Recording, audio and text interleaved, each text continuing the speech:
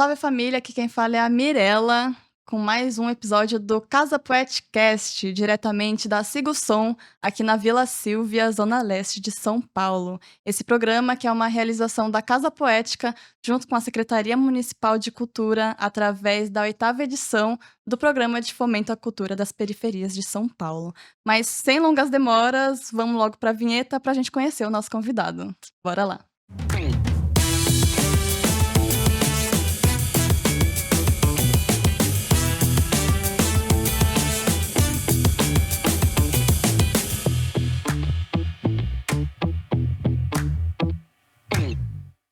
Agora sim, começando oficialmente o episódio de hoje, com uma pessoa que eu admiro muito, que eu gosto bastante. Já trombei em alguns rolês culturais.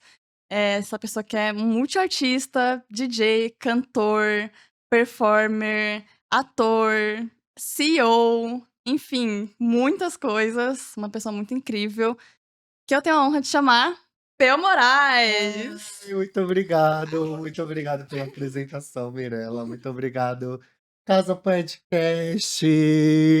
Obrigado a todo mundo aí que tá na produção. Obrigado pelo convite. Eu acho que é um prazer estar aqui no Sigo Som com a galera da Casa Poética, neste projeto que eu já acompanhei aí nas redes sociais, nas plataformas de streamer. E eu espero que a gente tenha uma conversa ótima aqui. Muito obrigado de verdade pela apresentação. Ai, eu que agradeço pela sua presença e vai ser um papo bem da hora, assim. Mas vamos começar então.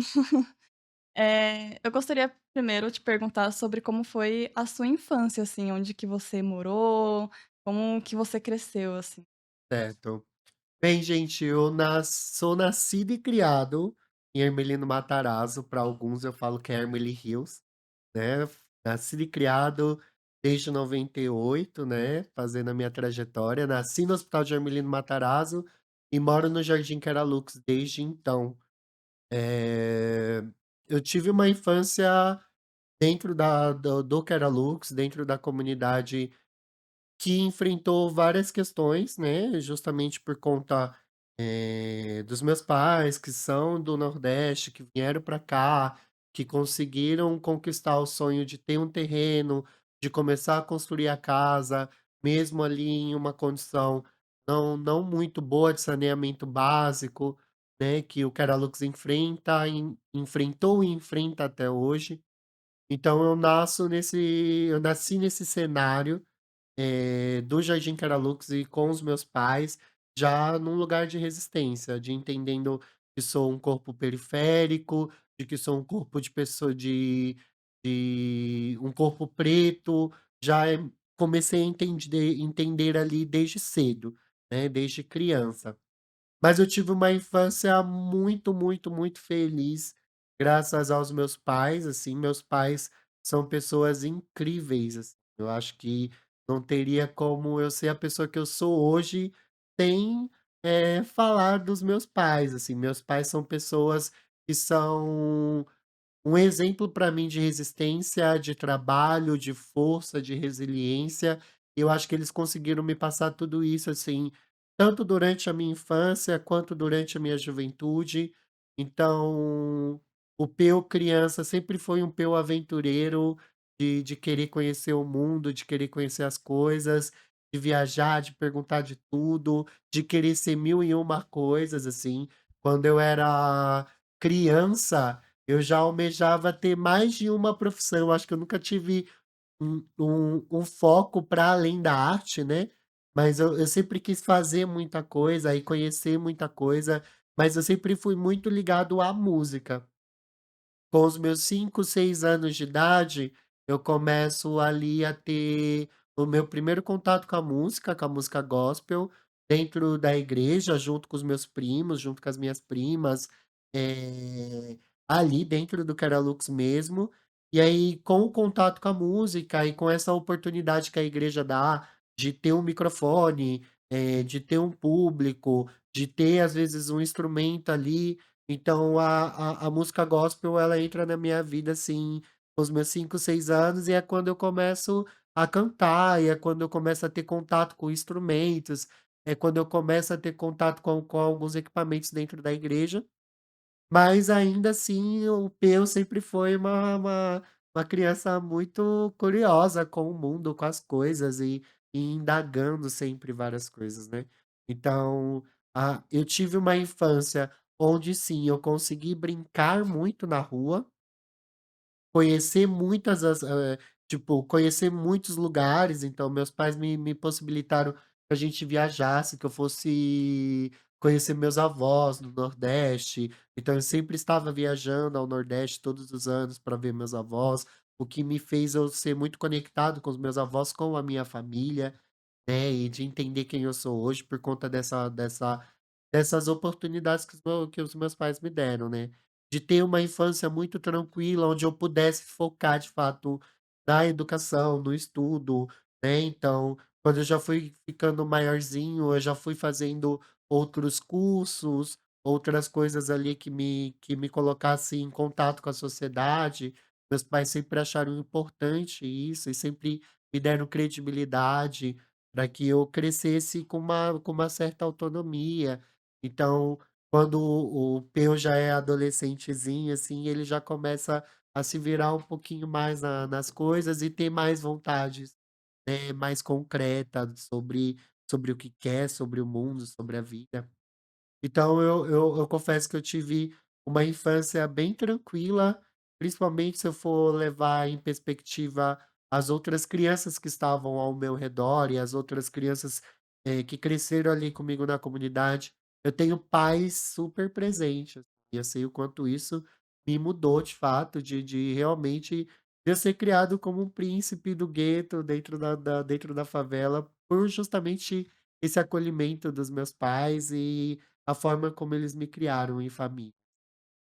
Ah, da hora mesmo. É importante ter uma infância assim, né, com Sim. pais bem presentes, assim, poder brincar, enfim. Você comentou sobre, eles sempre te apoiarem nos estudos, né. Como que foi o Peu na escola? Como foi essa fase escolar?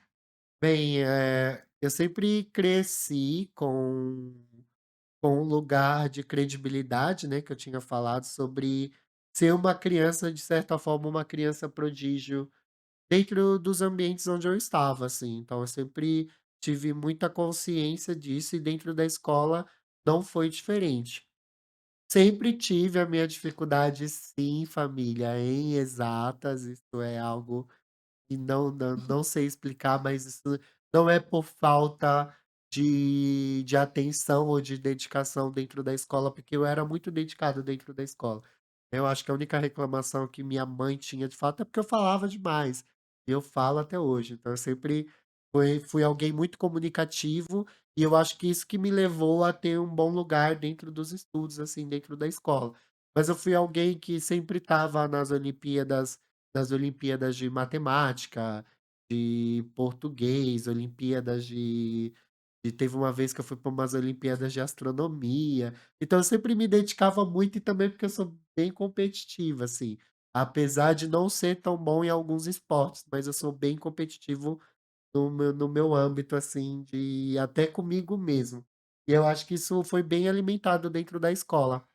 E aí eu tive 2 momentos eu tive mais, assim, mas tem momentos de eu me destacar muito dentro da escola, nos eventos culturais que tinham na escola.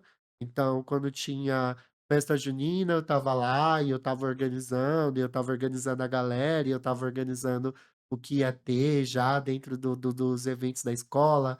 Quando tinha sarau, show de talentos, ou qualquer atividade ali dentro da escola que fosse um pouco mais multidisciplinar, que envolvesse mais de uma matéria, eu sempre estava envolvido.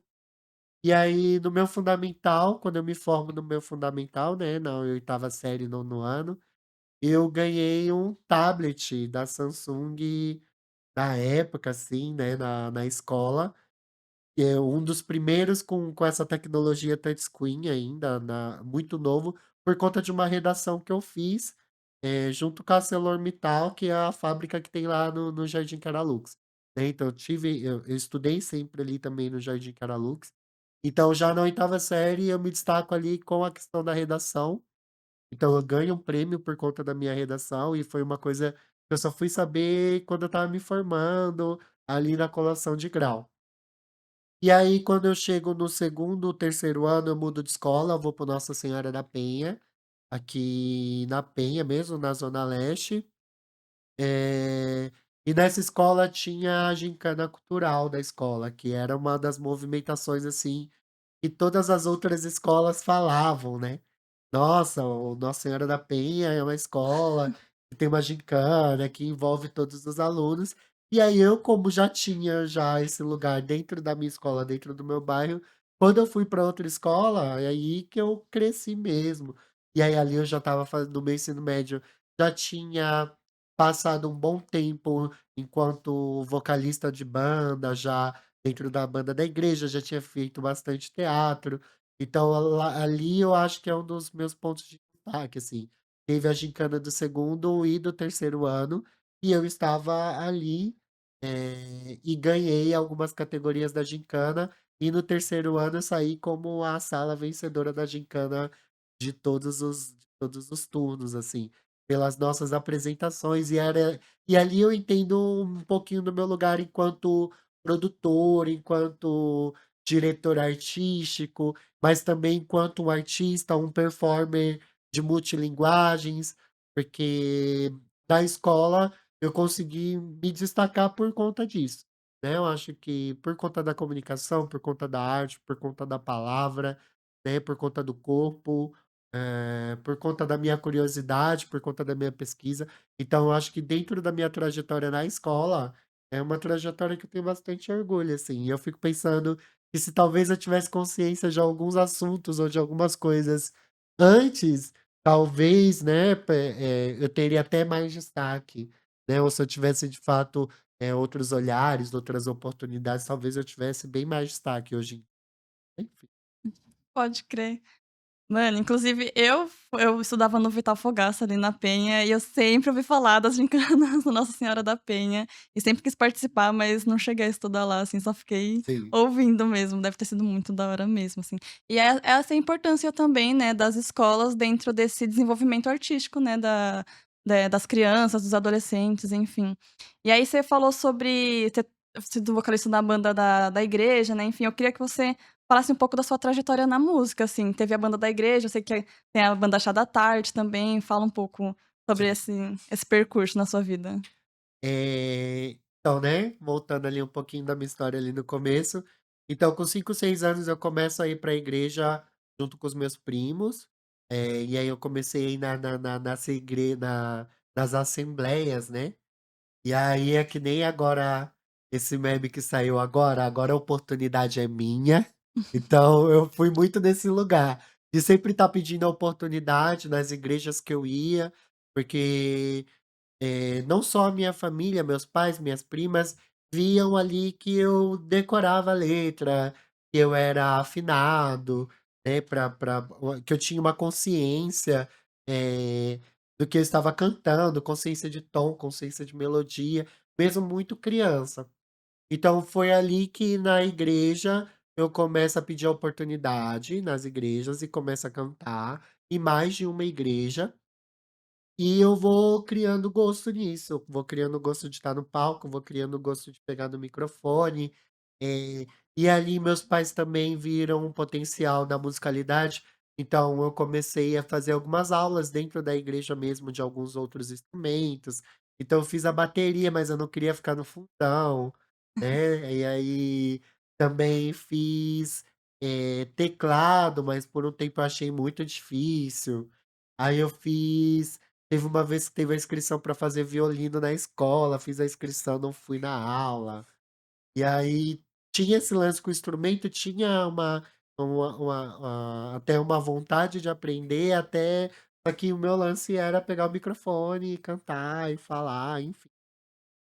E aí com 12, 13 anos, eu conheço o teatro dentro até um pouquinho antes, né, com 10, 11, 12 anos, eu entro no CCA, né, o Centro de Crianças e Adolescentes, né, que são essas ONGs que têm apoios da prefeitura em comunidades, em bairros, onde a criança, o adolescente passa a outra metade do período, né, então o período escolar, eu estudava de manhã e passava o meu período do CCA à tarde. E dentro do CCA, em paralelo ao minha a eu crescendo na igreja, dentro do CCA foi quando eu fui tendo outras provocações enquanto artista mesmo, né.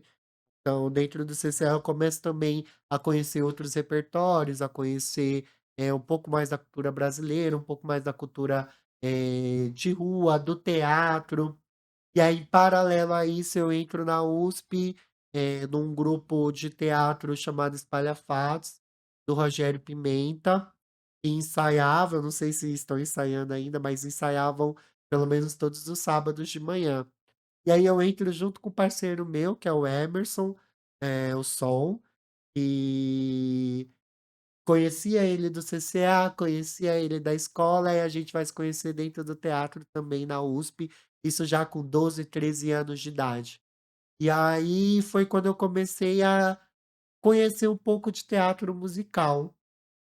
E aí dentro do teatro começa a ir também para um lado mais de teatro musical, de querer aprender as músicas e coreografias.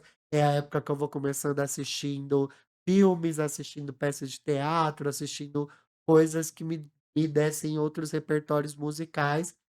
E ali também eu começo a conhecer um pouco mais de MPB, né, que eu acho que é um dos gêneros que eu tenho mais influências até hoje, mas por conta também, né, de ter uma família, por mais que a minha família seja, cristã e seja evangélica, sempre meu pai, teve um repertório musical muito bom, assim, né, de eu ser apresentado a grandes bandas, a grandes artistas, tanto da música brasileira quanto da música internacional já desde criança. Então, né, eu tenho referência muito do meu pai ouvindo Michael Jackson, ouvindo Prince, ouvindo Madonna, né, e também ouvindo Djavan, eh, ouvindo Gilberto, ouvindo Raça Negra, ouvindo essas músicas que para a geração do meu pai foram muito importantes e que continuam sendo importantes até hoje, então eu meio que cresço nesse meio, assim, né, de ouvir grandes bandas, né, Cidade Negra, eu lembro muito do meu pai ouvindo e assistindo o DVD de Cidade Negra, então eu cresço com esse referencial também. E aí, mais ou menos, quando eu tô dentro do teatro musical, eu começo a percorrer um pouquinho mais essa vontade de querer cantar e de me aperfeiçoar. E aí eu entro em 2016 na ETEC de Artes, no curso de teatro, porque na minha cabeça eu pensei assim: o curso de teatro vai me preparar um pouquinho mais para a cena, né. Eu fiquei ali muito em dúvida entre o canto e o teatro, mas por uma questão também de empregabilidade, na época eu pensava que o teatro ia me abrir mais, oportunidades e também porque eu já estava, no teatro, né, de alguma forma já desde os meus 12, 13 anos ali. E aí eu entro em 2000 e não lembro o ano, mas eu entro com 16 anos no teatro da ETEC de Artes, e lá eu começo a ter um pouquinho também de aula de preparação corporal e de preparação vocal. E ali eu vou começando a aperfeiçoar um pouquinho mais, e eu tenho acesso a um repertório muito mais amplo e mais vasto de outros artistas, de outros cantores, de outros, ativistas, de outras coisas, né, que me conectassem com o mundo de uma forma mais ampla, né. Então eu acho que o teatro ele me abre esse leque de possibilidades, e aí é onde eu começo a investir um pouquinho mais na minha voz, né. E aí tem esse meu parceiro que é o Som, que a gente tem essa trajetória aqui na música, ele também começou a cantar, e começou a tocar, e eu já cantava e já tocava na igreja, mas até então eu estava muito trilhando esse caminho de vou ser levita da banda da igreja, né.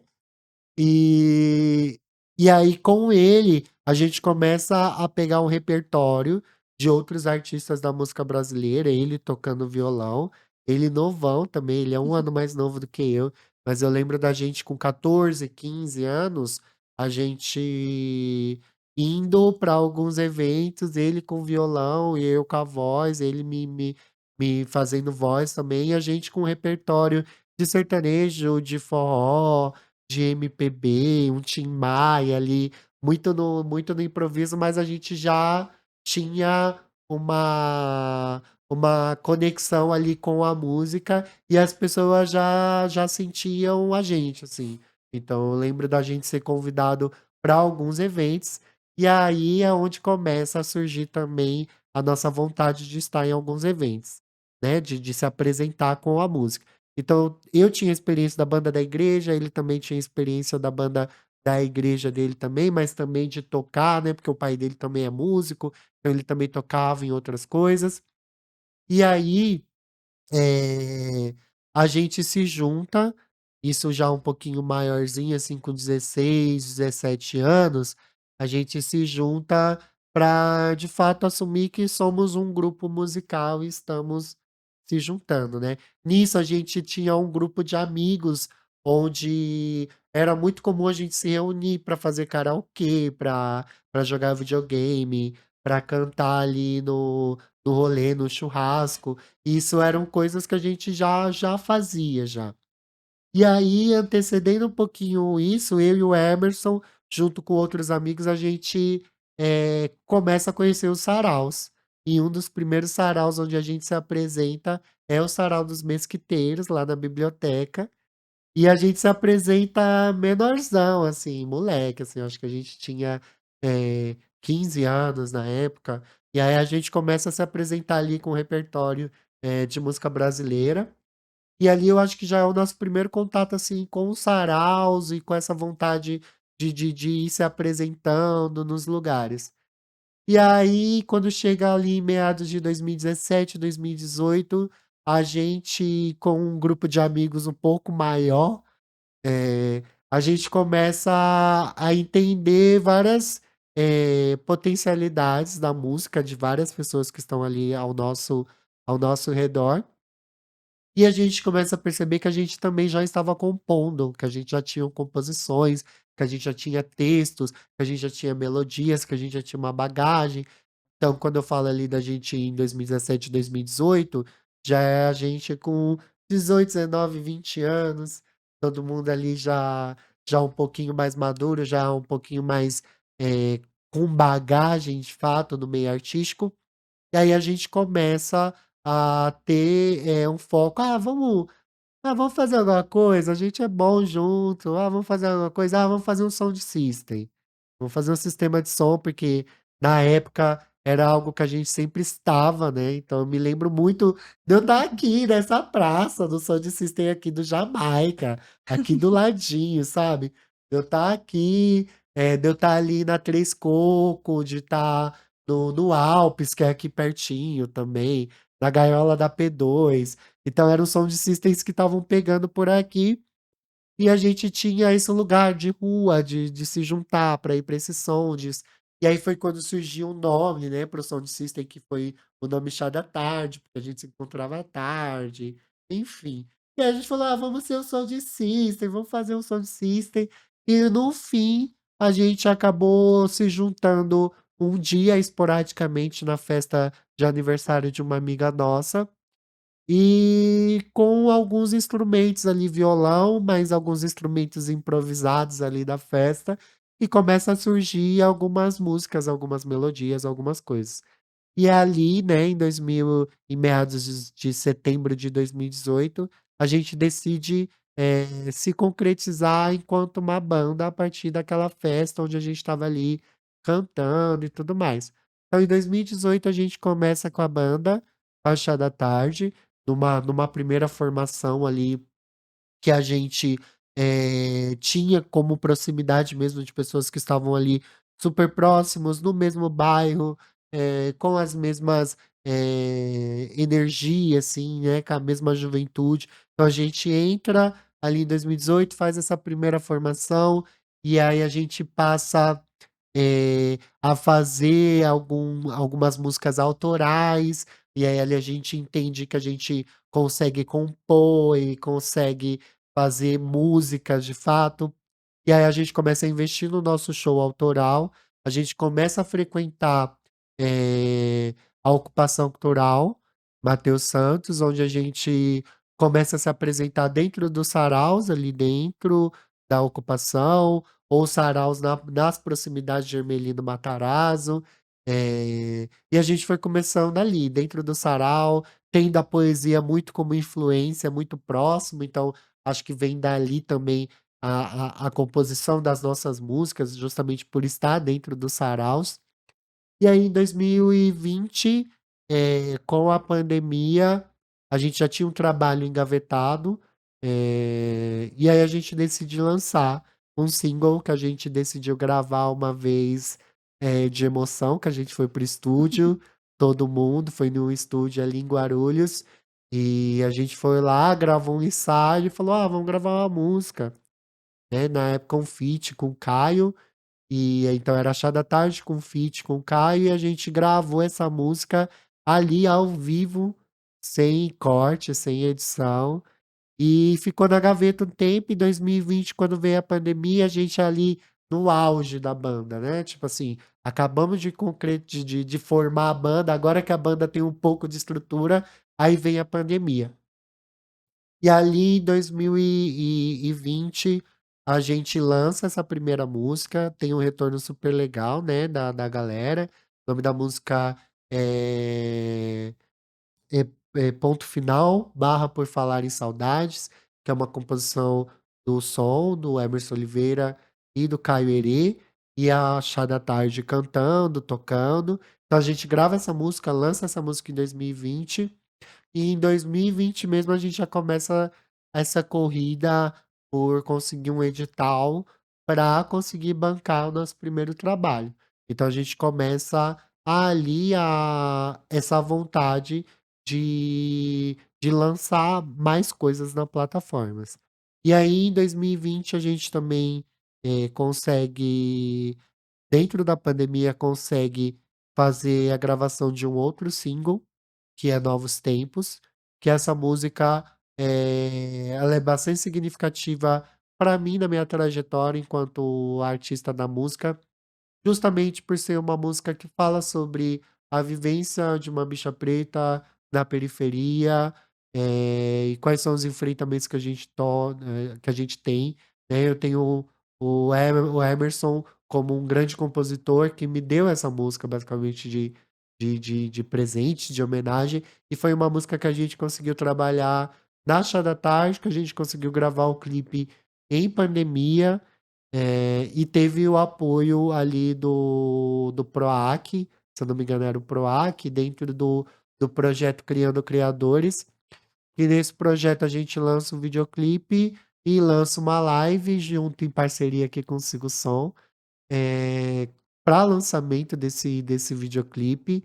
Então foi um momento bem legal, assim, da nossa carreira com a banda, onde a gente conseguiu já primeiros grandes apoiadores, grandes parceiros para lançar essas coisas. Então a gente lança Novos Tempos com o cenário do Jardim Caralux, então o Caralux ainda é o nosso cenário, é o meu cenário, é o cenário do Emerson. Eh, a gente tem o Caralux ali como nosso cenário no clipe, muito nessa tentativa de trazer já o foco para que a gente fizesse as nossas movimentações dentro da nossa comunidade, para que a gente tivesse, notoriedade também, para os nossos, vizinhos, para os moradores do bairro, né. E ali, em 2020 também a gente consegue o nosso Vai, aí com a parceria de grandes amigos da escrita, a gente consegue o nosso primeiro projeto, o Vai Um, com o projeto MPB, Música Periférica Brasileira. Com esse projeto, a gente consegue gravar o nosso EP com 7 faixas, que foi gravado aqui no Sigo Som.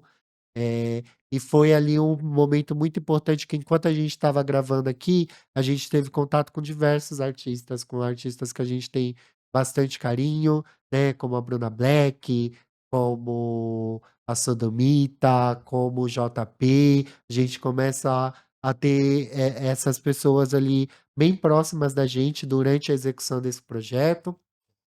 Porque a gente fez o EP, as 7 faixas, eh, fez também 5 edições do Sarau Hermelino Ocupa de forma online, com a parceria do Sigo Som também. A gente também, teve alguns artistas convidados, alguns poetas convidados, dentro desse processo de gravar tudo virtual, então fazer um sarau virtual, fazer a gravação, do EP onde a gente não podia estar se encontrando tanto, onde ninguém sabia se estava correndo risco ou não. E aí tem também dentro do primeiro Vai, nasce a iniciativa dali da gente começar a produzir também as nossas coisas, e aí tem uma parte do projeto do Vai que foi a Lab M Perifa, que deu como resultado o ditado, a música Ditado Popular, que é uma colaboração de vários artistas, uma cypher, e ali nasce a Xavier Produções, que é a minha empresa, que é a minha produtora junto com o meu sócio, que é o Som. E aí, mais ou menos essa trajetória, assim, que o projeto impulsiona as nossas carreiras, né. Então a gente consegue gravar um outro videoclipe ali também, que é Aonde a Brisa Bate, que foi um single que a gente produziu aqui dentro do estúdio.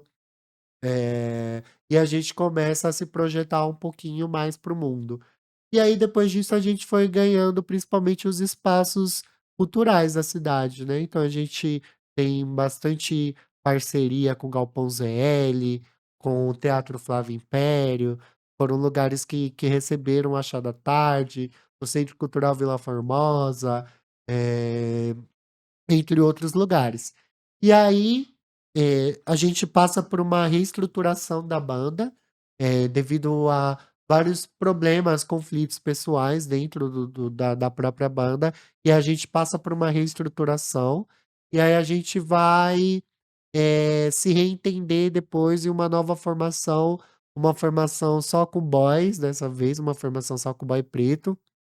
E aí a gente em 2022, acho que é em 2022, a gente participa de um concurso, de um festival de música da Zona Leste, e a gente ganha com a nossa composição autoral de uma música chamada Fuga, que é composição do Som e minha.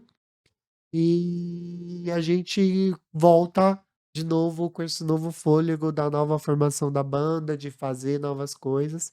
Então, em 2022 a gente ganha, logo depois a gente também, no comecinho ali de 2023, a gente recebe o convite para participar de uma sessão, que é o Sala de Estar, que é um programa do YouTube, e aí a gente grava uma sessão, assim, de 4 faixas, tem mais ou menos uns 12 minutos, e aí a gente também marca essa volta e esse retorno da banda. E aí com um lugar muito da hora, assim, de ter de fato, materiais e mais profissional da banda e tudo mais, e a gente começa a se destacar novamente ali no cenário da música independente. E aí, atualmente agora a gente também fez continuou na estrada com outros shows, a gente participou agora também do festival Toda Terça, a convite da Zozima Trupe, que é uma trupe aí do teatro, principalmente muito conhecida na cidade de São Paulo, que tem um projeto incrível que é o Centro Cultural Sobre Rodas, e aí a gente teve a oportunidade de fazer um show no Parque Dom Pedro, dentro de um ônibus, e esse show fez parte ali de um festival chamado Toda Terça e a edição queer, que deu protagonismo para artistas LGBTs principalmente, né. Então a Chá da Tarde, tem eu e o Som e o meu protagonismo dentro da Chá da Tarde enquanto uma pessoa LGBT sempre teve espaço para isso, então a gente acaba se colocando muito nesse lugar do ativismo. E aí agora, né, nesse ano de 2025, a gente está contemplado com a Lei de Valorização e Iniciativas Culturais, com o Vai 2 dessa vez.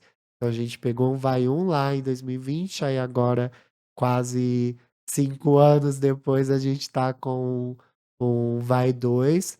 E aí também agora num projeto onde a gente vai se conectar de novo com o território, com o Keralux, com essa nova formação, com essa nova estrutura, com essa nova musicalidade. Então a gente está prometendo aí entregar, músicas novas, um show totalmente novo e também entregar outros projetos e outras atividades culturais aí no Keralux e na Zona Leste, né, na Zona Love. E é isso, acho que até falei, né, família? Eu falei: "Chega a boca tá seca". Mas essa é um pouquinho da minha trajetória na música, assim. Várias outras coisas vieram me atravessando, né, de outras influências, de artistas e tudo mais. Só que hoje eu tenho um foco no meu trabalho autoral junto com a Chá da Tarde, pensando na minha carreira enquanto vocalista e compositor. Caramba, é uma grande trajetória, muitos projetos, muita coisa incrível que vocês fizeram, assim, sabe.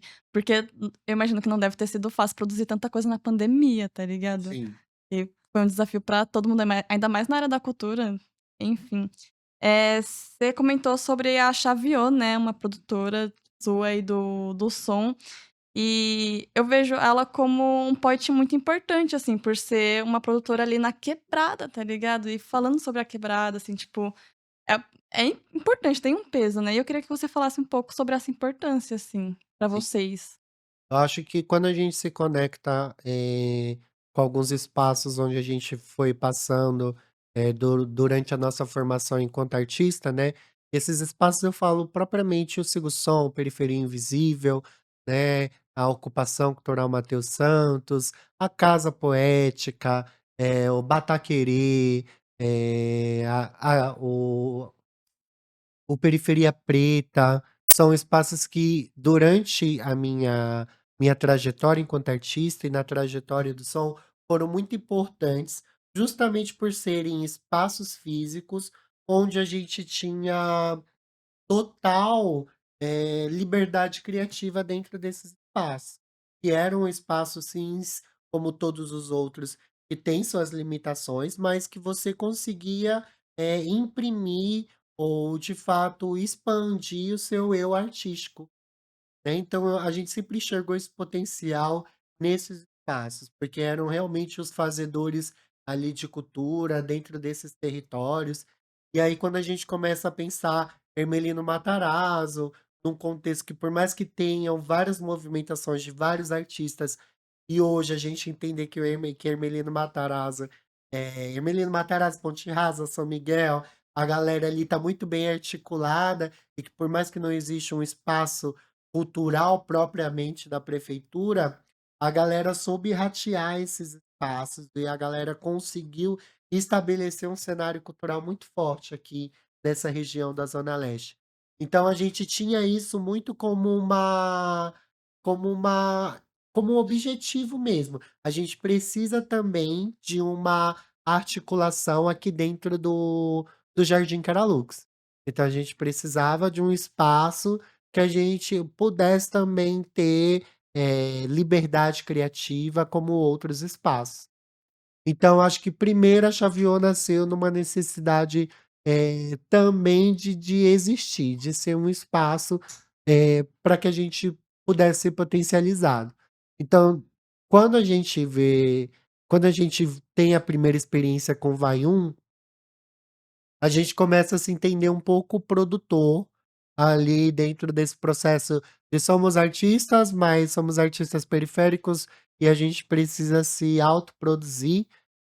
E aí eu também começo a ter, experiências em produções externas, fora a produção do meu próprio trabalho artístico, eu começo a produzir outras coisas, né, eh, de forma, onde eu começo também a aprender um pouco mais dessas tecnologias de economia criativa, de gestão cultural, de produção cultural. Eu começo a adentrar um pouquinho mais nesse meio, o Emerson começa a adentrar mais no meio da produção técnica, da produção de som, da produção de live, ele começa a estar um pouquinho mais antenado naquilo, e aí a gente acaba se juntando dentro do próprio Vai falando assim: "Não, a gente precisa ter um selo, a gente precisa ter uma marca, uma empresa, uma produtora que assine as nossas os nossos projetos e os projetos no qual a gente, está participando".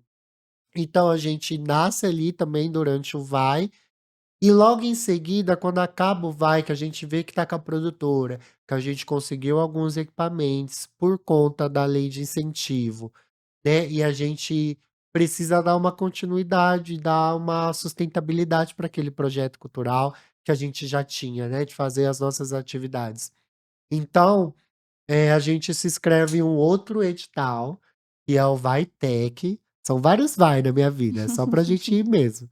Aí a gente vai é contemplado no Vai-Tech, eu e o Emerson, mas ali numa perspectiva de montar uma startup de negócio, né, e aí a gente pensa na Xavier Produções como uma produtora de eventos, uma produtora de eventos culturais e eventos de quebrada, eventos de pequeno e médio porte. E aí, como a gente tinha a banda e a maioria dos nossos equipamentos, que a gente tinha eram equipamentos de som, a gente acaba se especializando na sonorização de eventos. Então é quando eu e o Emerson começa a aprender um pouquinho mais de como a gente vai montar um som ali para um DJ, para uma banda, para uma cerimônia, para uma palestra, para um sarau, dentro de eventos de pequenos e médio portes, né. Eh, e ali a gente se dentro do Vai-Tech, a gente estrutura um pouquinho mais essa startup e nasce a Xavier Produções de fato. Logo em seguida do Vai-Tech, surge uma oportunidade que é alugar um cômodo que tem atrás da minha casa. A gente aluga esse cômodo e a gente começa a ocupar esse cômodo com os ensaios da banda. E com os equipamentos que antigamente ficavam todos, grande maioria, no meu quarto, né. Então, grande maioria dos equipamentos da banda, né, e o que a gente foi adquirindo com a produtora, ficavam na minha casa, no meu quarto, na minha área de serviço. E aí quando surge a oportunidade da gente alugar um cômodo, a gente aluga e transfere as atividades para dentro desse espaço. E aí a gente consegue também um outro apoio do Galpão ZL para fazer uma pequena reforma dentro do espaço, então aí a gente quebra a parede, que era uma casa de 2 cômodos pequenos, assim, né, tinha bem um aspecto de casa mesmo, e aí a gente começa a transformar ele ali para que tenha mais espaço, para que a gente também conseguisse trabalhar ali dentro da produtora. Então ali em 2022 a gente entra para o espaço, mas em 2023 a gente inaugura, a Xavier Produções de uma forma mais aberta para outras atividades. E aí hoje em dia a Xavier Produções ela tem um foco na sonorização de eventos, na produção de eventos culturais, então na produção executiva, na gestão cultural, na produção de palco, eh também a gente tem feito eventos, pra ballroom, eu acho que é até um dos eixos que a Xavier vem se destacando também, é que juntamente a gente aprendendo a fazer eventos, a gente começa a fazer eventos dentro da comunidade ballroom, que talvez seja um dos nossos, eh, uma das nossas maiores apoiadoras realmente é a comunidade, que a gente começa a fazer várias balls e a gente começa a tomar gosto pelaquilo, a produzir eventos e produzir balls cada vez maiores. Eh, então a gente vem fazendo isso, o Emerson também vem fazendo a produção de vários beats, né, então ele tem sido dentro do estúdio ele usa bastante para produção, né, para beatmaker, produção musical, eh, produção de áudio no geral. Então a gente meio que tem equilibrado aí a Xavier, as contas da Xavier, fazendo esse trânsito ali, né, de fazer sonorização de eventos, locação de equipamento, montando ball, montando evento cultural, né, então a gente já consegue, né, tirar um dinheiro ali da nossa produtora. Ai, que incrível. É muito lindo isso de como, é algo ali que começou com vocês crianças, assim, cantando, né, fazendo um som juntos, e aí um sonho vira algo, assim, Sim. físico, né, material, tipo, vocês alugaram um espaço, tipo, isso é muito bonito mesmo, assim. Agora eu queria que você fizesse uma intervenção artística pra gente. Ah, nossa, nossa, nossa. Gente, eu vou pegar aqui o celular, porque eu tô bem enferrujadinho, né, bem Faz parte. enferrujadinho. E aí até faz parte desse processo de ser muito produtor, às vezes, e esquecer da artista que a gente é. É verdade. Mas esse é um texto que eu geralmente me apresento, eu acho que quem já viu outras edições de outros saraus ou outras participações que eu já tive em outras atividades, eu sempre venho com esse texto. Ainda não publiquei esse texto, por incrível que pareça, então se alguém quiser publicar um dia, tá aí. Mas vamos lá. Bicha, grandona e gostosa, rabuda, peluda e barbuda, afeminada minha tribo não é cafuço nem parruda, nem parda, morena ou mulata, sou preta. Minha existência vem de muito, muito antes, e antes que eu me esqueça, agradeço às travesti, se hoje estou aqui foi porque enviadeci e é por elas que irei resistir. Marchando em homenagem à marcha, quero os nossos corpos livres de desgraça, poder andar na minha linda quebrada sem medo, e porventura profana será abençoada. Cansei de ser objetificada, ou até mesmo nem ser cogitada. Vocês até tentaram fuder com a minha autoestima. E hoje eu estou aqui fazendo história e rima, e se prepare que estamos armadas. De black, de saltas, prontos pra dar porrada nenhuma. Nenhuma de nós vai perder a vida à toa, pois bateremos de cara e de frente com o preconceito que nem Dana Lisboa. E ai de quem tentar cruzar nossos caminhos, pois não andamos sozinhas e já não temos mais paciência. Se mexer com uma de nós, pena de morte é a sentença. E não, eu não estou sendo radical, é sobre redistribuição de violência. E nem vem com esse discurso de raça humana ou que todas as vidas importam. Se é a branquitude mesmo que fecha a porta e não suporta. Vê Erika Malunguinho e Hilton roubando as cenas, prontas para acabar e hackear e destruir com o sistema. Nada nem ninguém vai me silenciar. Sua branquitude não pode me parar. Sua masculinidade tóxica não vai me afetar. E se tentar, vamos te derrubar. Porque a ideia é afiada, está pronta para te cortar. Porque passiva só na cama e racista na facada. Eu sempre me apresento com esse texto, eu acho que foi quando eu realmente comecei a escrever, quando eu realmente comecei a compor dentro do sarau. Então eu lembro que esse texto era um trechinho assim que eu apresentei em um dos primeiros sarau Emelino Ocupa que eu participei ali ainda enquanto artista, tô ali, pedi minha oportunidade. Coloquei meu nome no caderno e era um trechinho, e desse trechinho eu consegui estender esse texto e trabalhar um pouquinho das minhas ideologias.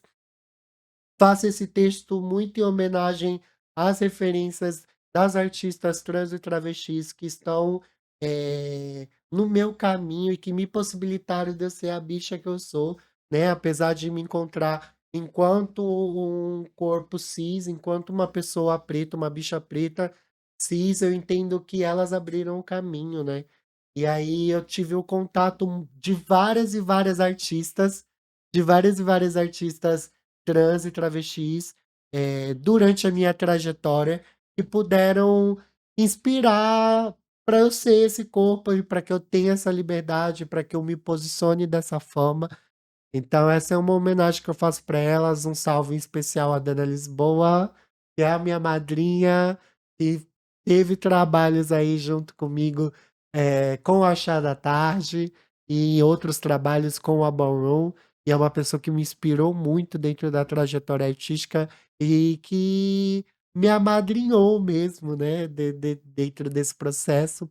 E aí eu tenho muito carinho por essa poesia depois ela foi se ressignificando com o tempo, quando eu me descubro também enquanto uma pessoa que vive com HIV, essa poesia ela cresce um pouco mais dentro de mim, e ela começa a tomar mais forma, do de quem realmente eu sou, qual é a minha identidade, qual é as coisas com quem eu quero falar, com quem são as pessoas com quem eu me importo.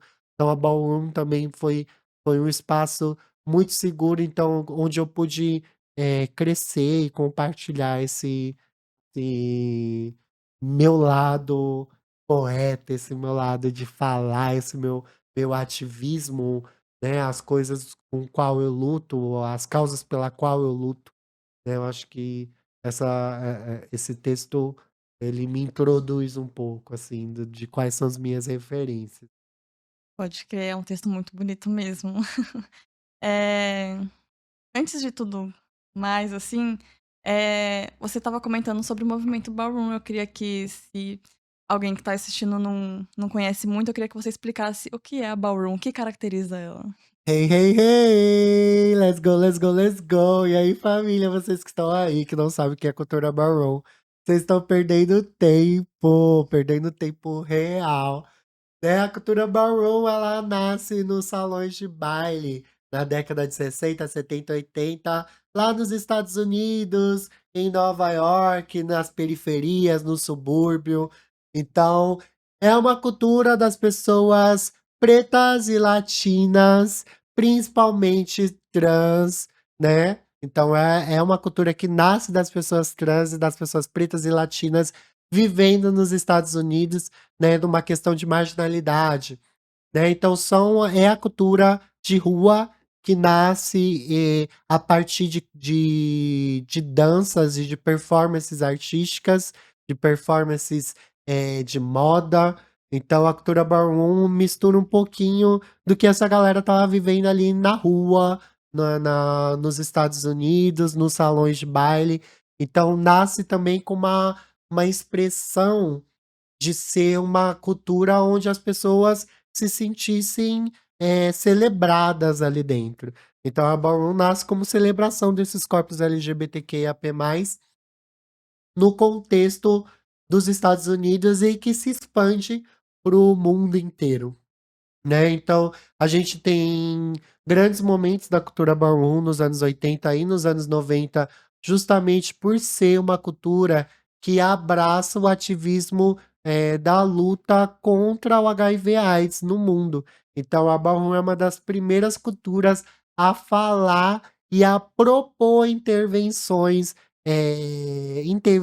políticas para a população que estava morrendo de HIV/AIDS na epidemia dos anos 80, 90, do grande surto e colapso mundial, que matou muitas pessoas trans, principalmente, e muitas pessoas, LGBTs, e principalmente pretas e periféricas. Então a Ballroom também nasce nesse contexto de protesto, de cobrar essas vidas, né, e de celebrar também a existência dessas vidas dentro da comunidade, também quebrando um pouco desse estigma do que era uma pessoa vivendo com HIV, porque na época não se tinha essa diferenciação do que é uma pessoa com AIDS e do que é uma pessoa com HIV, e aí a Ballroom começa a dar essa possibilidade da existência dessas pessoas na sociedade sem estigma e lutando pelos seus direitos. Então, antes da gente pensar que é close, bebê, antes da gente vir achando que é só jogação, que é só bracinho e, né, mãozinha, não, família. Não é passinho de TikTok, não é passinho que você vai aprender aí no Reels do Instagram. Existe toda uma cultura e existe toda uma comunidade por detrás de todo o glamour, de toda a opulência da Ballroom. Pra quem ainda não entendeu ainda o que é Ballroom, gente, Ballroom simplesmente é uma dança de salão que aí a gente vai pensar na cultura do hip hop. Pensando na cultura do hip hop, a gente vai pensar nas pessoas LGBTs e o que elas estavam dançando e quais eram as influências musicais. Então a gente está falando do disco, a gente está falando do house, a gente está pensando das corporeidades do corpo LGBT, então a gente está pensando no Ekin, no locking, no pop, então são coisas que a gente pode linkar ali dentro da dança, mas o Vogue, ele nasce, como uma expressão de dança dentro da cultura ballroom, que ganha essa projeção mundial através dos grandes performances de Vogue que vão parar dentro do balé de grandes artistas. E sim, foi parar no balé da Madonna, foi parar no videoclipe da Madonna, mas não foi a Madonna que inventou o Vogue, família. A Madonna, ela só colocou uma galera muito boa pra dançar lá no clipe, contratou a galera e propagou essa ideia do Vogue e acabou tornando isso bem globalizado, né, mas já existiam outras movimentações e outras pessoas que já tinham colocado o Vogue. Um exemplo é a Queen Latifah, que já tinha trazido o Vogue para dentro das suas performances, enquanto cantora. E aí, o Vogue ganha esse boom nacional por conta da coreografia, por conta da dança, que tem técnica, que tem formas diferentes. Então o Vogue ali, ele vai ter a primeira forma, que é o Old Way, que é o Vogue na qual eu tenho um pouco mais de carinho, porque é como eu entro dentro da cultura ballroom tentando dançar Vogue Old Way. E aí esse Vogue Old Way, ele é mais marcado pelas linhas, pelas poses, mais marcado, pela geometria da dança. Então ela é uma dança mais retilínea, uma dança com mais, eh, glamour, com certas referências a poses, tanto poses de revista, poses de militares, poses de lutas, de artes marciais, então acaba poses do break. Então o Old Way vem como uma primeira forma de Vogue. Dali também nasce o Vogue Femme. O Vogue Femme nasce justamente pela necessidade das pessoas trans e travestis, as mulheres trans e travestis, que nascem, eh num contexto de ter uma corporeidade mais feminina, mais exuberante, então daí nasce o Vogue Femme. O Vogue Femme tem o Soft Encant e tem o Drama, então são 2 formas de dançar Vogue Femme.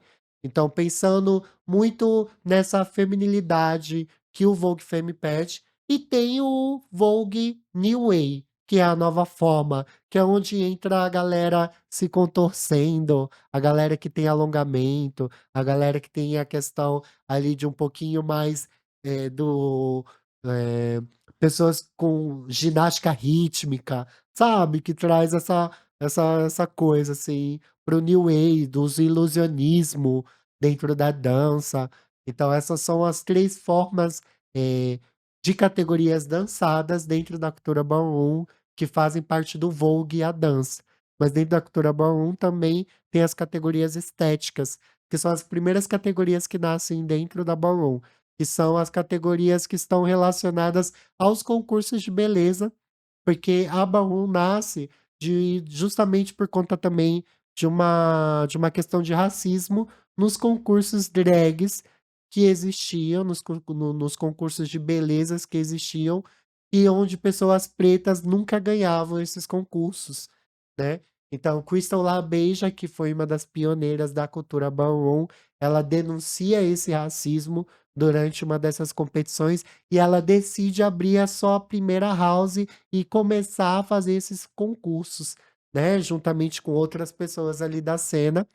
E ali ela começa a criar essa estrutura de house, criar essa estrutura da comunidade ballroom de ter o próprio baile, de ter as próprias categorias, as categorias pensadas para os corpos pretos, pensadas para os corpos trans.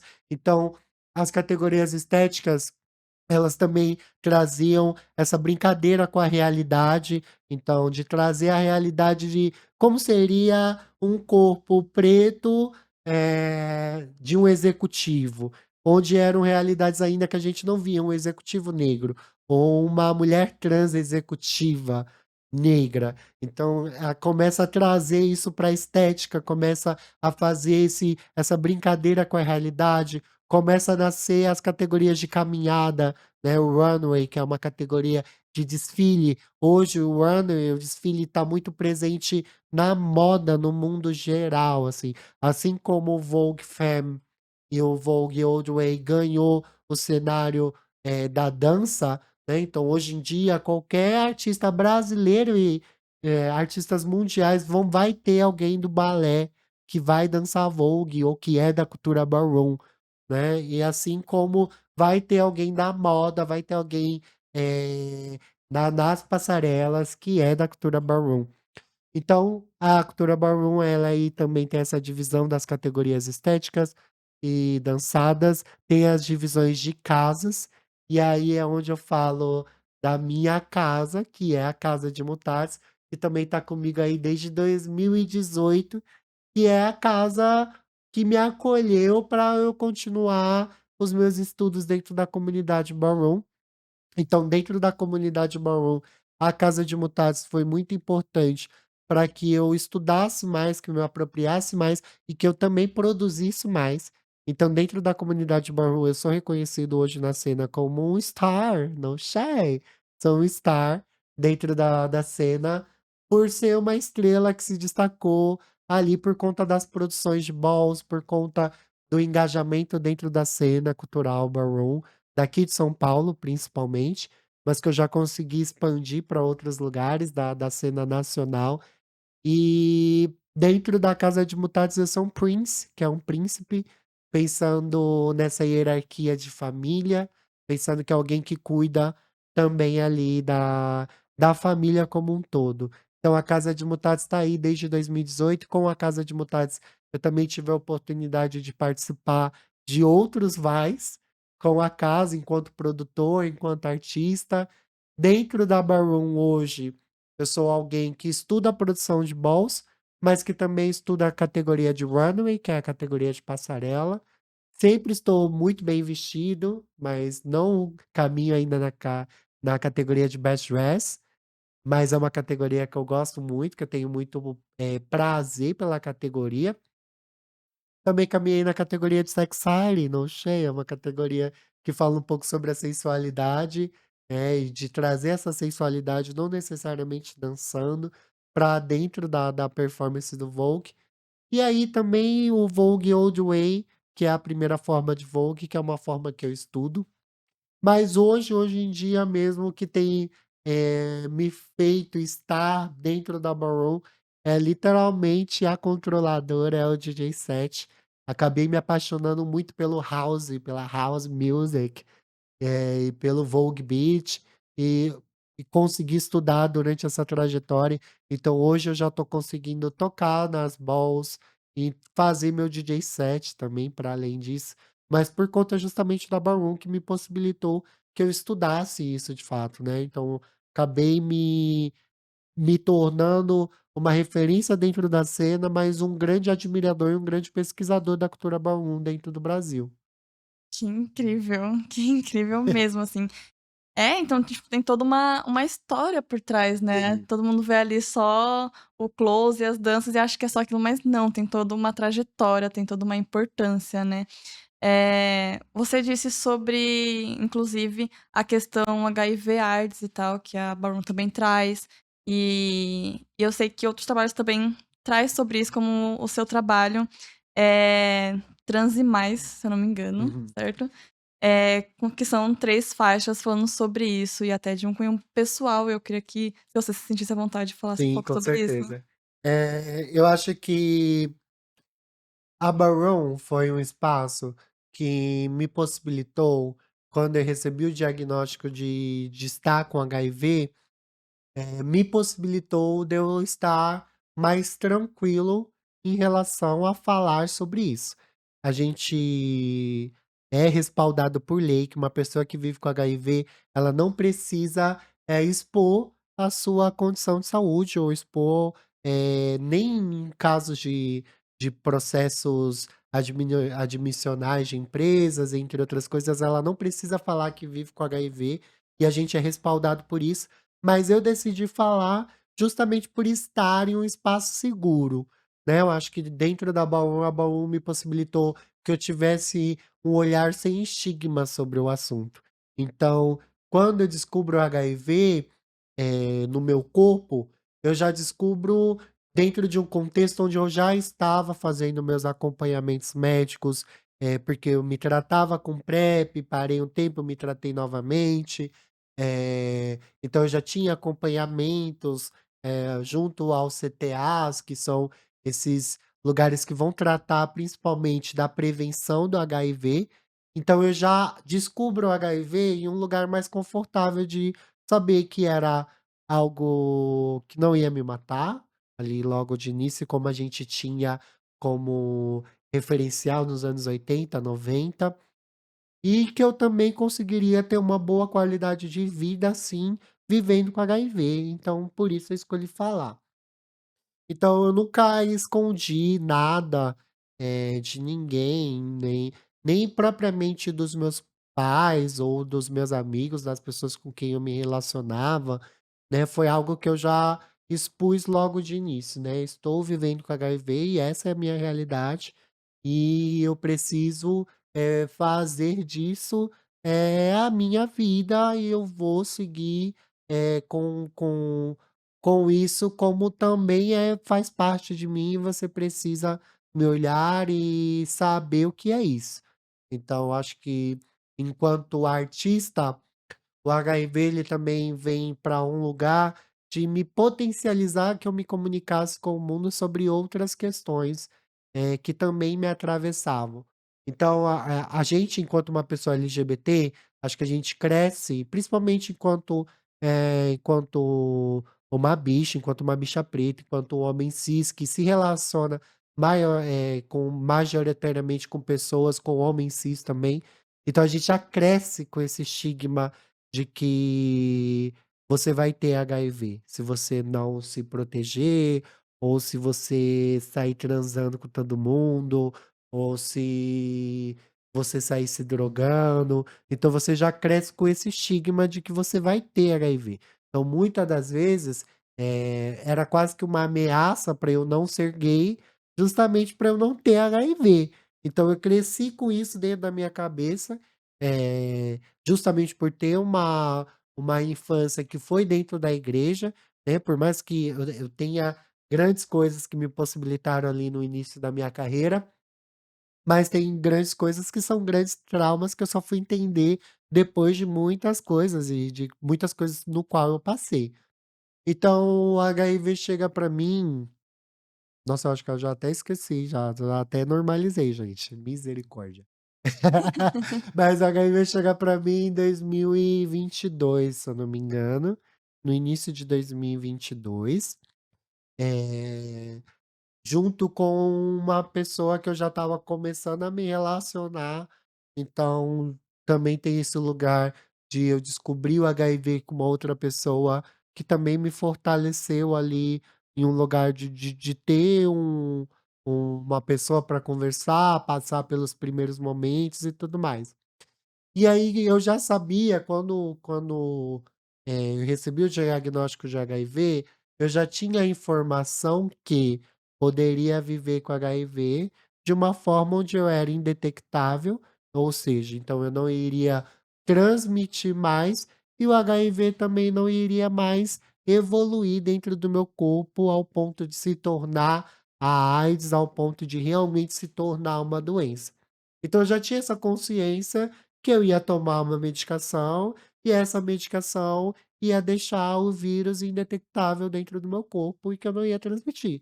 Então, pra mim, estava tranquilo, vou e vivendo assim, ó, bora, bora, bora, não é isso que vai te parar, não é isso que vai, perturbar sua mente.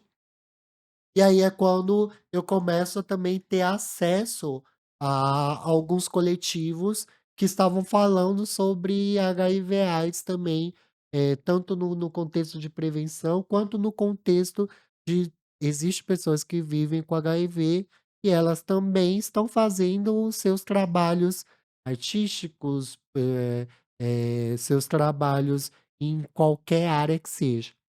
E ali em 2022 ainda, eu acho que é no finalzinho de 2022 ou 2023, eu não me lembro agora, mas acho que é em 2022.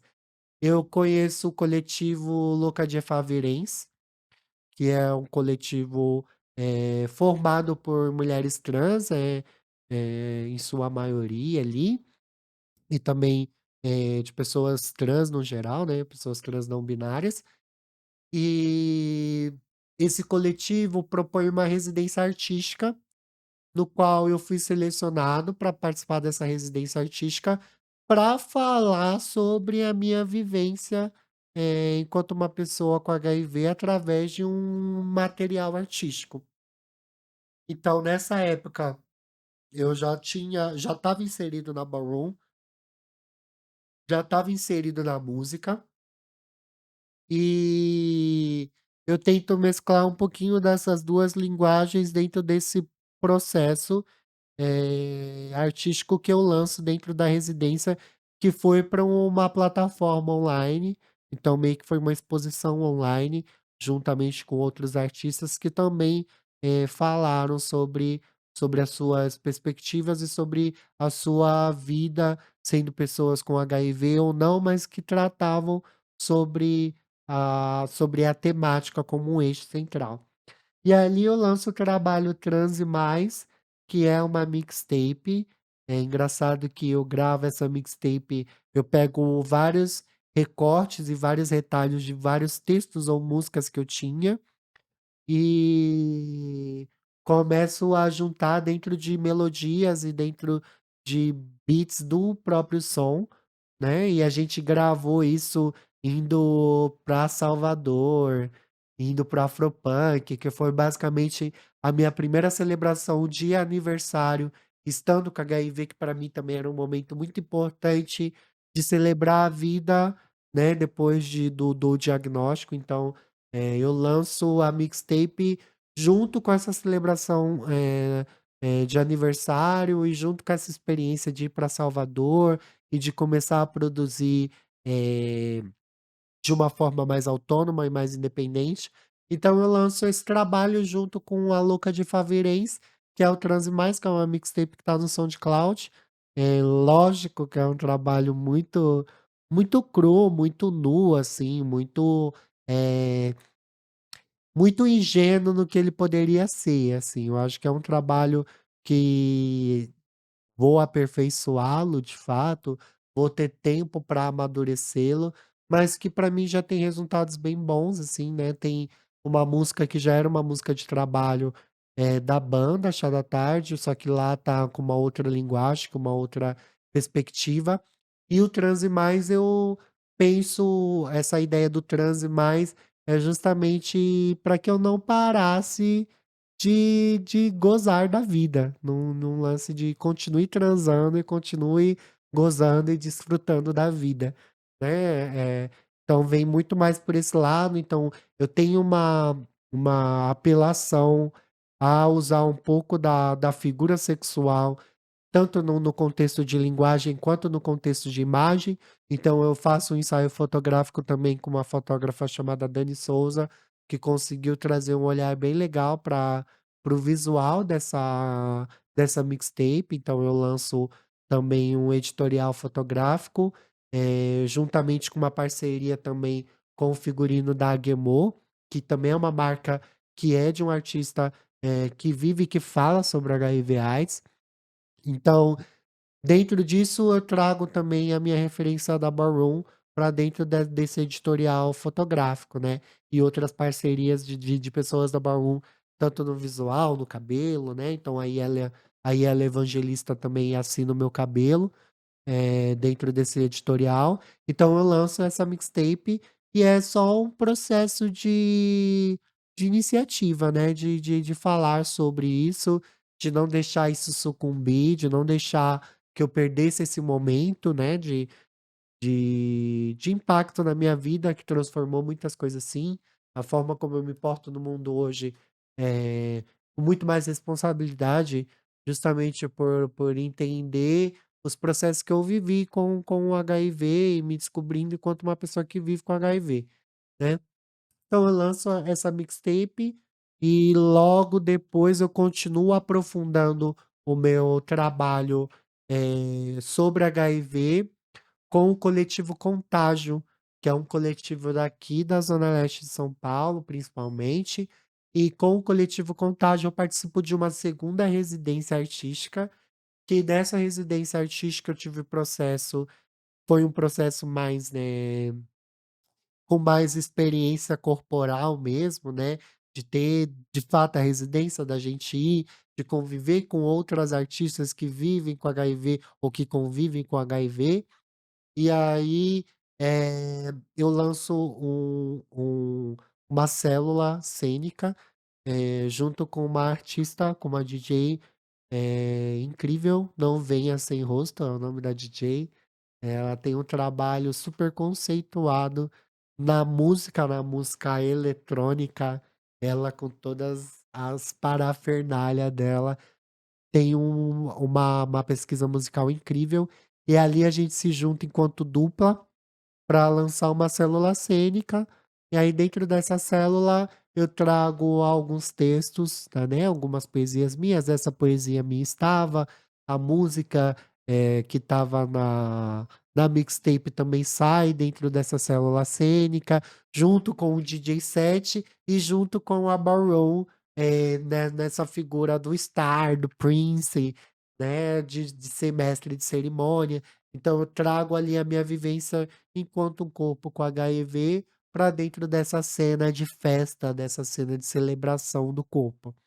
Então eu acabo trabalhando ali, tenho vontade de expor mais e de falar mais, porque eu acho que às vezes a gente, enquanto artista, se socateia em algumas camadas, porque eu tenho um pouco de preguiça, assim, de pegar, colocar o celular e ficar me gravando e falando, sobre as minhas vivências, assim, no dia a dia, mas tem muitas coisas eu acho que a gente precisa compartilhar de fato para que se perca de fato o estigma, o preconceito em relação às pessoas que vivem com HIV e que também se crie mais informação, que se crie mais informação dos métodos contraceptivos, mas que também dos métodos e dos direitos de tratamento para quem vive, né, do acompanhamento. Acho que o acompanhamento é essencial, porque muitas pessoas podem estar vivendo com HIV sem saber, justamente por não estar fazendo o acompanhamento médico. E o nosso país, o nosso Brasil, o nosso SUS dá uma dá uma possibilidade de qualidade de vida muito boa para pessoas com HIV, e eu acho que a gente tem que propagar isso, para que realmente, assim como a gente viveu com o vírus do coronavírus por muito tempo e normalizou que muitas pessoas estavam morrendo, e a gente continuou vivendo com o vírus da HIV aí, ou com o vírus do coronavírus aí, a gente tem que viver com o vírus da HIV também. A gente não precisa, falar como se esse assunto ainda fosse um tabu, sabe. Eh, Todo mundo tem o direito, sim, de ter o seu sigilo, né, o seu sigilo médico ali garantido, mas eu acho muito importante que a gente fale, que a gente exponha, porque a gente está aí, a gente está vivendo e a gente está fazendo coisas incríveis, e a gente tem que permitir esses espaços. Então, eu enquanto artista, enquanto eu puder colocar isso enquanto uma luta, enquanto uma pauta, eu vou sempre trazer, porque eu acho que é importante que as pessoas visualizem que eu estou fazendo esse montão de coisa, que eu sou esse artista, e que eu sou esse produtor, e eu estou vivendo com HIV todos os dias e vivendo da forma mais, saudável que eu possa viver e sem ir longe dos estigmas. Eu, pelo menos, acho que eu me enxergar longe dos estigmas, principalmente, né, porque eu acho que o primeiro preconceito que a gente tem é com a gente mesmo. Então, me libertar disso foi muito importante e falar sobre isso foi muito importante para que eu me posicionasse dessa forma. Então, eu acho que mais e mais artistas devem aderir isso ao tema, como uma tecnologia mesmo de informação, de passar mesmo isso, para que a gente não ache que a epidemia parou lá nos anos 80, nos anos 90 e que no Brasil, tá tudo lindo. A gente não pode romantizar também: "Ai, vou viver a minha vida inteira tomando remédio e tô linda". Não, filha, vamos atrás aí da pesquisa, vamos incentivar as pesquisas sim, né. Eu acho que o nosso país, assim como mostrou durante o coronavírus, que tem potencial de vacina, que tem potencial de medicação, de tratamento médico, acho que a gente deve continuar sim pensando em como combater de fato o vírus da HIV/AIDS, né, para além de não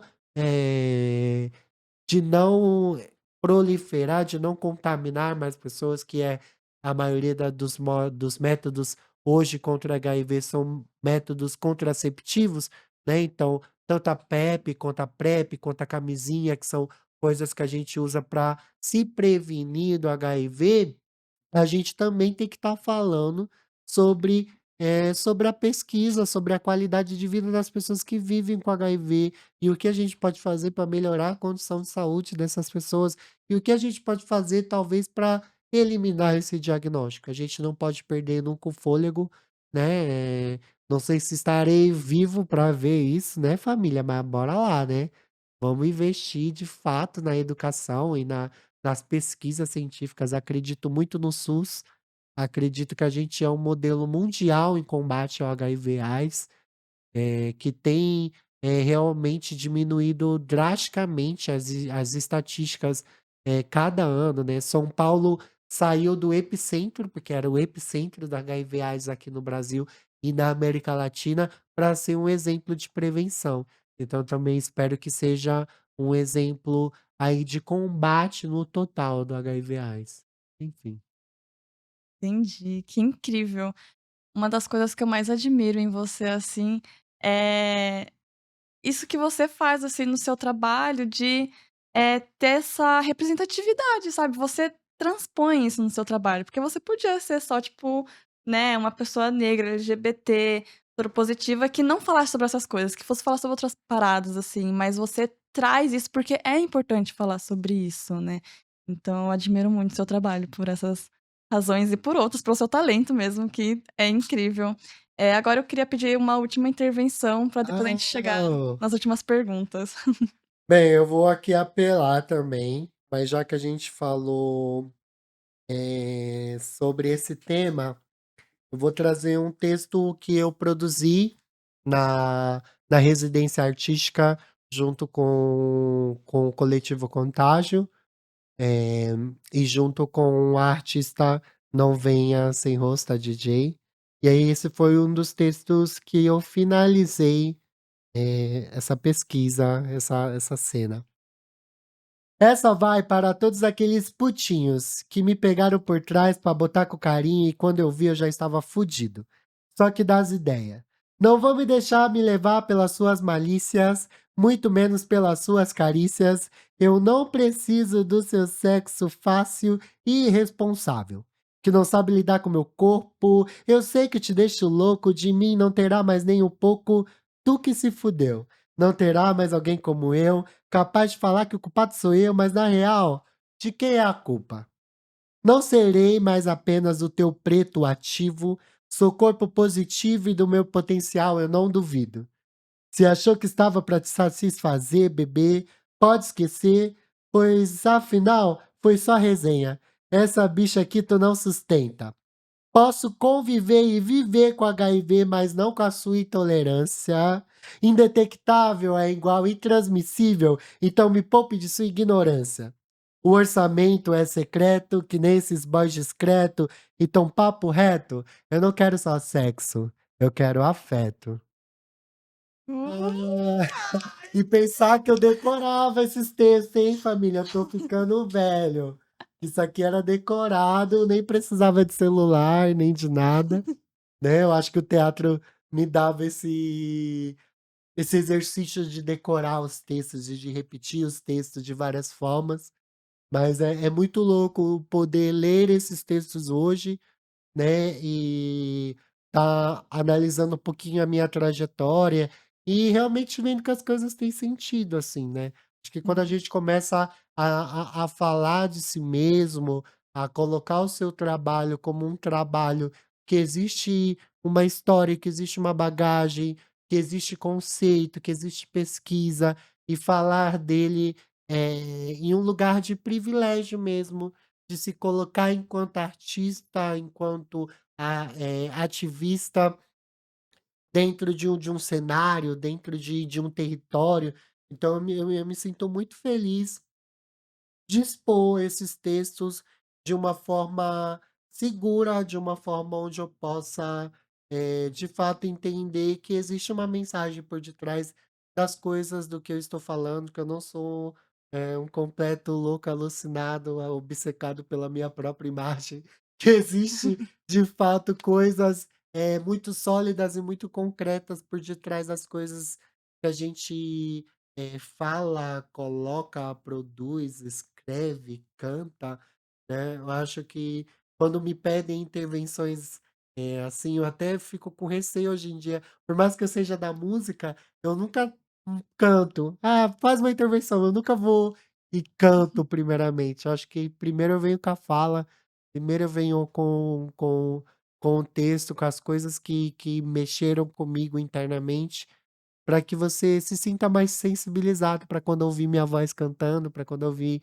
minha voz numa palestra, em uma mediação, em um sarau, em cena, no palco, para que vocês conheçam o Peu de voz falada, né, porque eu acho que o Peu de voz cantada pode interpretar várias pessoas, mas o Peu de voz falada é uma coisa muito mais real, uma coisa muito mais crua, uma coisa muito mais, próxima. Então, eu geralmente quando me pedem intervenções, eu sempre vou partir para o texto. Não sei porque, acho que já é um costume já. Sim, mas ambos, tanto o Peu falado e o Peu cantando, é incrível mesmo. Agora eu vou partir para um bate-bola mais rápido, assim. Preparado? Ah, eu Beleza, vamos lá. Seu maior sonho? cantar em um grande festival. Boa. Maior medo? Eu acho que o meu maior medo, é eu tenho medo de morrer e ser esquecido. Eu acho que eu tenho medo de não deixar legado, de não deixar memórias, de não deixar, coisas concretas para que as pessoas tenham conhecimento da minha existência. Então eu tenho medo de morrer e ser esquecido. Pode crer. Maior perda? Minha maior perda agora foi a da minha avó. Recentemente eu perdi minha avó, e ela era uma pessoa que estava comigo, assim, já na vivência da minha família. Junto ali com a minha mãe, meu pai, a gente já se considerava 5, né, que minha avó morou muito tempo nos Estados U ou está em outro estado, no Ceará, e aí ela veio morar com a gente já, mais debilitada, e a gente foi cuidando desse processo de saúde. Então, para mim, a minha maior perda agora foi a minha avó, de fato.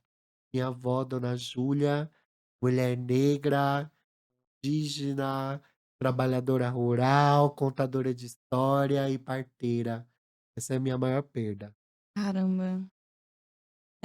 Maior conquista? Minha maior conquista?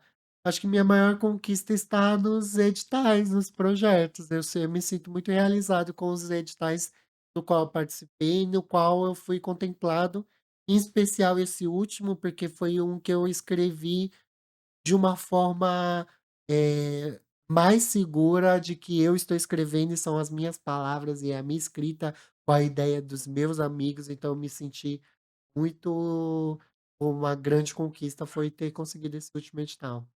Massa. Agora, uma última pergunta mais profunda, assim, que já virou marca registrada do podcast. E eu queria muito ouvir a sua resposta, eu gosto muito de ouvir as respostas. Eh, Pra você, o que que é o amor? Gente, o amor para mim é algo inconstante, que a gente precisa estar disposto, precisa estar aberto a todas as possibilidades e formas de amar. Então, para mim, o amor é muito sobre, estar disposto a receber o outro, estar disposto a se conhecer a partir do outro, a lidar com o que o outro traz sobre você e o que o outro traz para dentro daquela relação, seja de amizade, seja familiar, seja uma relação amorosa. Eu acredito que o amor está no outro.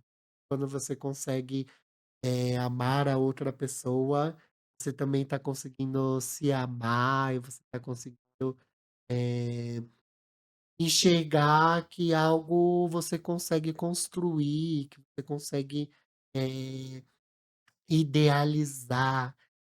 Não só em alguém ou em coisas, o amor ele está nas coisas que conseguimos sonhar, idealizar, que conseguimos projetar. Acho que o amor ele está nos grandes sonhos, nas grandes conquistas, nas grandes vontades. Acho que o amor ele tá muito, eh, ligado à coragem de viver, o amor ele está muito ligado à oportunidade que você cria dentro de possibilidades que talvez você não tivesse a maior chance. E aí ali o amor tá ali para resgatar e para te manter, para te colocar de pé, para levantar a sua cabeça, o amor pega na sua mão. O amor, ele pode ser muito dolorido diversas vezes, mas a gente aprende com essas dores e aprende a amar de uma forma mais humana, de uma forma, de entender que as cicatrizes, que os machucados e as quedas, te formaram e te fizeram, e você tem que amar o processo, para além de amar os resultados. Então, pra mim, o amor é o que me motiva também enquanto artista. Acho que a idealização de amor está presente nas minhas músicas, nas minhas poesias, nas minhas letras. A ausência do amor está muito presente nas minhas músicas, nas minhas letras. Então, o amor é algo essencial para a condição humana. Com certeza, com certeza. Eh, Estamos chegando nos finalmente já. Eu queria pedir para que vocês que estejam assistindo a gente sigam as nossas redes, Casa Poética SP, tanto no Instagram quanto no YouTube. Seguir também a Sigo Som. Seguir o Peu, o trabalho do Peu, que é Ah. incrível, vale muito a pena. Se você quiser deixar os seus arrobas para os seus arrobas, tanto dos projetos quanto seus. E falar também aí suas últimas considerações. Fica à vontade. Não, agora também, já aproveitando esse gancho do amor, a gente lembrei de um texto que tá na música da Lué de Luna, do Bom Mesmo é Estar Debaixo d'Água, que é a voz da Linda Quebrada. Ela fala que é o amor que nos torna, eh, não, que nos torna não ou humano, tipo assim, ela fala mais ou menos alguma coisa assim: "O amor é o que nos torna sim ou não humano". E por muito tempo eu desejei muito ser humano e ser amado. E aí a Linda Quebrada vem com esse texto, e eu acho que ali ela já me dá uma perspectiva, assim, de tipo, o que é o amor. E vale muito ouvir essa música, mas também vale muito me seguir nas redes sociais para que a gente consiga manter esse contato, manter, eh, essa comunicação. Então me acompanhe. A minha rede social que eu mais mexo, que eu tô mais ali com a galera no meu dia a dia, é o meu Instagram, que é @peu_moraes, Moraes com mi, né. Então ali é onde eu começo a mostrar um pouquinho mais do meu trabalho, do meu dia a dia, que eu estou mais conectado. Então, se você puder me seguir, me siga no @peu_moraes, mas também acompanhe os meus outros trabalhos. Então, acompanhe o trabalho da minha banda, @banda Chá da Tarde, acompanhe o trabalho da minha produtora, @xavioprod, acompanhe também o trabalho da excelentíssima Casa de Mutatis, que é a minha casa da cultura Ballroom, que é Casa de Mutatis. Então, por lá a gente vai conseguir manter um pouquinho mais aí dessa conexão e que a gente consiga se trombar em outros trabalhos, em outros espaços. Queria agradecer imensamente, pela sua condução, por me deixar aqui totalmente à vontade. Agradecer o convite da Casa Poética, que está aí comigo na minha parceria enquanto artista. Me coloco enquanto artista hoje, porque a Casa Poética me abriu as portas também, então sou muito grata a isso. Sou muito grata a esse espaço, ao Sigo Som, no qual eu criei memórias e vínculos e aprendi muito. Então eu sou muito grato ao Sigo Som, muito grato aos meus parceiros, a galera que tá aí na produção, o Binho, o Hans, o Akin, que a gente já tá aí, já se trombando em outros trabalhos. Então muito obrigado mesmo por me deixar, me permitir, me colocar num lugar que às vezes a gente se sabota muito. Então estar aqui falando do meu trabalho falando enquanto um artista, enquanto um CEO, enquanto um produtor. Para mim é muito, muito, muito gratificante, é muito potente e é muito especial ter espaço como esse que valoriza, de fato, o artista independente, o artista periférico, o artista que ainda não está no mainstream, babies, mas logo vocês vão ver. Muito obrigado a todos, de verdade. Ah, muito obrigada. Eu que agradeço a sua presença aqui, de verdade, foi uma conversa incrível. Muito obrigada, Siga o Som, que fez toda aí a gravação, tudo aí. Mano, que equipe incrível. Binho, Santana, Hans, Akin, produção da Casa Poética também, Rodrigo, Mônica, eu também. Eh, e é isso, obrigada por vocês que estavam assistindo, que sempre estão sintonizados com a gente. Até o próximo programa. É nóis. Isso, obrigado família, a gente se vê.